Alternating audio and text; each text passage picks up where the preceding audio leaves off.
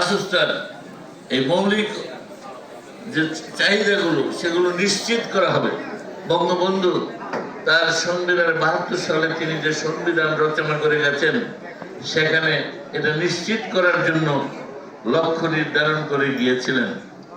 ভাগ্যের নির্মম পরিহাস, ৭৫ 15ই আগস্ট মাত্র ৩.৫ বছরের মাথায় একটা যুদ্ধ বিধ্বস্ত দেশ, যে সময় ১ কোটি লোক এই দেশ ছেড়ে চলে গিয়েছিল, কোটি কোটি বাড়িঘর পুড়িয়ে দিয়েছিল, আমাদের গোডাউনে কোনো খাবার ছিল না, আমাদের তহবিলে কোনো বৈদেশিক মুদ্রা ছিল না।